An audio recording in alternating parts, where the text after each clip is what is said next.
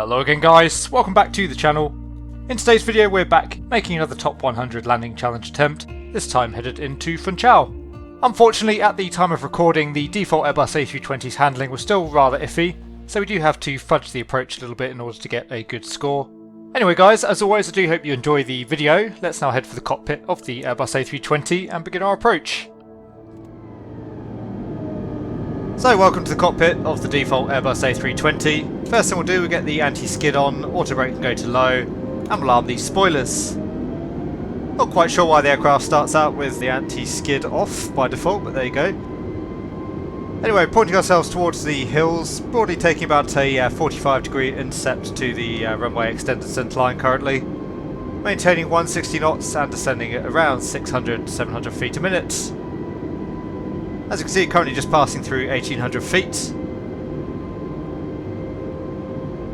In reality, the approach into Funchal is one of the more interesting and exciting approaches in terms of global airports, but actually in the sim we can make things a little bit easier for ourselves. The real approach comes in at quite an acute angle from the hills around towards the runway centerline, but we'll come in, as I said, at a much less acute angle here, just to make the landing a little bit easier for ourselves.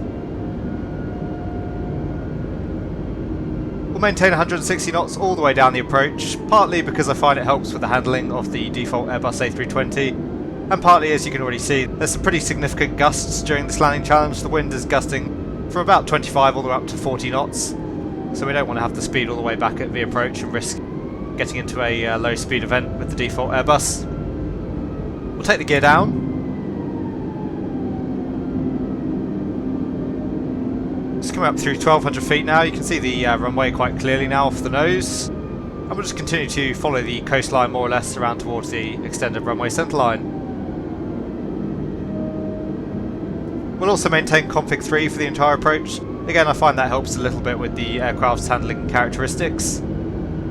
As I mentioned during many of these landing challenges now, I really don't like the handling of the default Airbus A320. 1000. That's checked, 1000.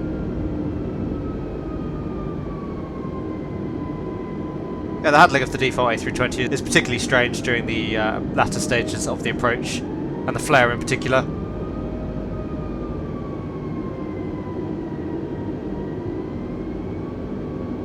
Anyway, we'll just start a gentle right turn now, lining ourselves up with the runway centerline. You can see we're currently a little bit high on the approach at the moment, which is far from ideal in the default A320. I find if anything we're actually better off being slightly low on the approach. That makes things a little bit easier in the flare and reduces any tendency of a wing drop from the aircraft as well. So we'll correct that, we'll get coming back down on the profile. It's 500 feet.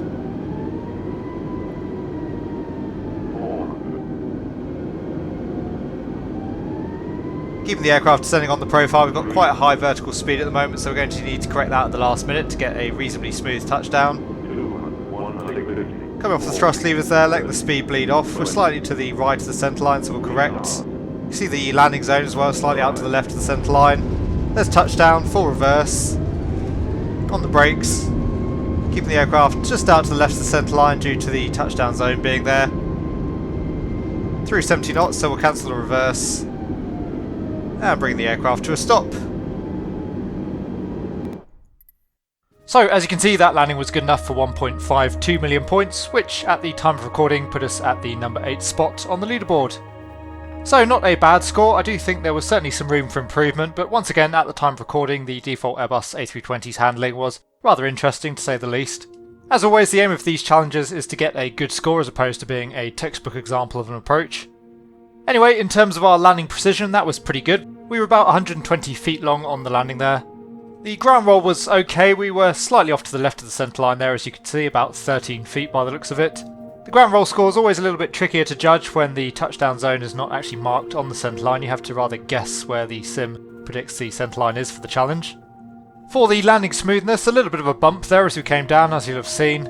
We had 236 feet per minute for the rate of descent. That was really as a result of us trying to get back down below the profile, and obviously having a high descent rate there, having to arrest that at the last moment. Anyway, number 8 on the global leaderboard, I was pretty happy with that at the time. Hopefully you guys enjoyed the video. Once again, if you did, please consider giving it a like and subscribing to the channel. If you have any comments or questions for me, you can leave those down in the comment section below. and I'll always do my best to answer them. And as always, a very big thank you to my channel members and patrons for all of your support. Thank you very much once again for watching, everybody. I hope you're having a great day, and I will see you all again soon.